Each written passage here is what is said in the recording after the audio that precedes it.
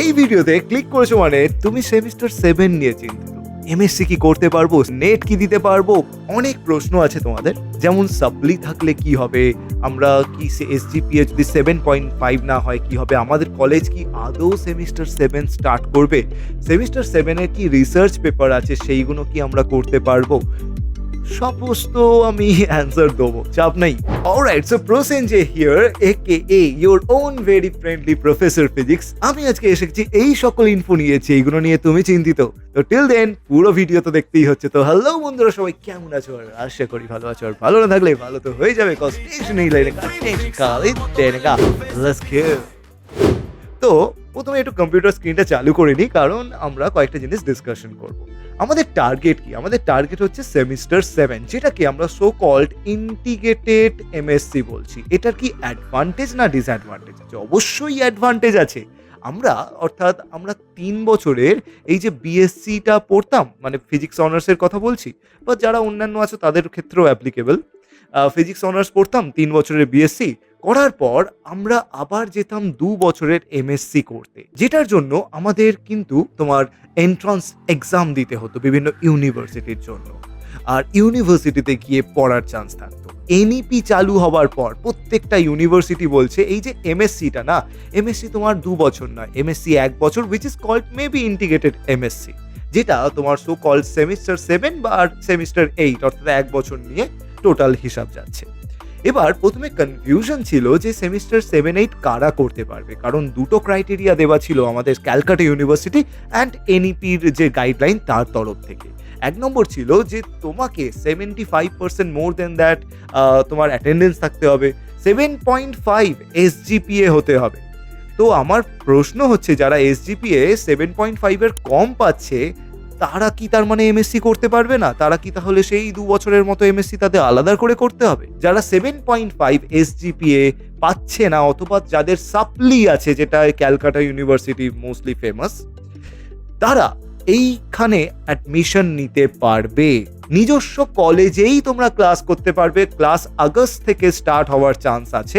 দেখবে একটা কিন্তু উইথ রিসার্চ, একটা উইদাউট রিসার্চ। তোমাদের সিলেবাস, নতুন যে সিলেবাস এসছে ক্যালকাটা ইউনিভার্সিটির, তাতে with research and without research এই জিনিসটা লেখা আছে। যারা এসজিপিএ 7.5 এর তলায় রাখছো এবং সাপ্লি নিয়ে এই সেমিস্টার 7-এ যাচ্ছ, তারা কিন্তু এই উইদাউট রিসার্চটা পড়বে। তাতে কি খুব বেশি সমস্যা হবে? সমস্যা বলতে দেখো, এমএসসির পর আমরা পোস্ট ডক বা যখন আমরা পিএইচডি করি, বিভিন্ন ইউনিভার্সিটি, অনেকে বাইরেও যায়, তাদের ক্ষেত্রে কিন্তু ইন্টারভিউতে তাদের একটা রিসার্চ পেপার চায়, যে তুমি কি কাজ করেছো এমএসসিতে, দেখাও তোমার প্রজেক্ট, দেখাও তোমার পেপার্স, দেখাও তোমার রিসার্চের কোনো টপিক নিয়ে আলোচনা করো। তো তখন কিন্তু এইগুলো তুমি বলতে পারবে না। হ্যাঁ, সাইড ওয়াইজ তুমি কিন্তু ইউনিভার্সিটির বিভিন্ন স্যারের সাথে কথা বলে করতে পারো না তা নয়, that is about your willingness. But যেটা কলেজ থেকে প্রোভাইড করা হচ্ছে অ্যাকর্ডিং টু ইউর সিলেবাস, সেটা হয়তো তুমি পাবে না। আর যারা 7.5 ওভার এসজিপিএ পাচ্ছ, কোনো সাপ্লি নেই, they are free to go, they can completely have the idea of research. যারা রিসার্চ পেপার তারা ইজিলি কমপ্লিট করতে পারবে। এবার আসি টপিকে।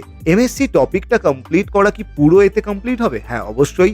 তুমি অ্যাডভান্স ক্লাসিক্যাল মেকানিক্স থেকে শুরু করে কোয়ান্টাম থেকে শুরু করে সমস্ত কিছু অ্যাডভান্স পার্ট, যেটা আমরা ন্যাচারালি এমএসসিতে পড়ে এসেছি, সেই সকল জিনিস কভার আপ করছো, যাতে গিয়ে এরপরে তুমি সিএসআইআর নেট অথবা তুমি পিএইচডির জন্য যে কোনো জায়গায় অন্য কোনো এন্ট্রান্স দেওয়ার জন্য এলিজিবল হয়ে যাবে।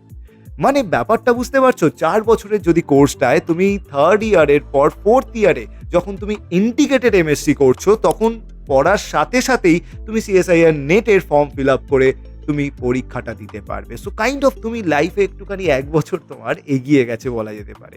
অলরাইট, সো এই ছিল ইনফো আপাতত। আর তোমাদের ক্লাস বিভিন্ন কলেজে কিন্তু স্টার্ট হচ্ছে আগস্ট থেকে, as per the guideline of CU. এবার তুমি বলবে, স্যার পড়বো কোথায়? পড়ার জন্য তো আমাদের সেমিস্টার 7-এর পুরোপুরি ব্যাচের এনরোলমেন্ট চালু হয়ে গেছে, লোকজন ভর্তি হতে শুরু করে দিয়েছে। তুমি কি করছো ভাই? কিউআর কোড দেওয়া আছে, অত্যন্ত নমিনাল প্রাইসে। ভাই, এই প্রাইসে যদি কেউ এমএসসি পড়িয়ে থাকে না, তুমি আমাকে ফোন করো একবার, ঠিক আছে? যদি এই প্রাইসে কেউ এমএসসি পড়িয়ে থাকে।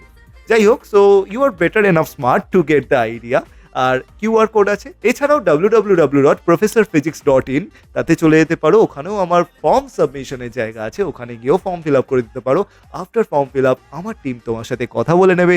আর আমাদের ক্লাস কিন্তু আগস্ট থেকেই স্টার্ট হয়ে যাচ্ছে। তো বেটার লেট দ্যান নেভার, ঝটপট যাও, এক্ষুনি করো, যাতে আগস্ট থেকেই পুরোপুরি প্রপারলি ক্লাসটাকে ক্যাচ আপ করতে পারো। আর এই বিষয়ে এখনো পর্যন্ত যদি কোনো ডাউট থেকে থাকে তাহলে ইনস্টাতে লিখতে ভুলবে না অবশ্যই। আর কমেন্ট সেকশন অফ ইউটিউব তো ওপেনই আছে, চলে যাও, লিখে পারো। দেরি কি করছো? টিল দেন মজায় থাকো, প্র্যাকটিস করতে থাকো আর ফিজিক্সকে ভালোবাসতে থাকো। টাটা।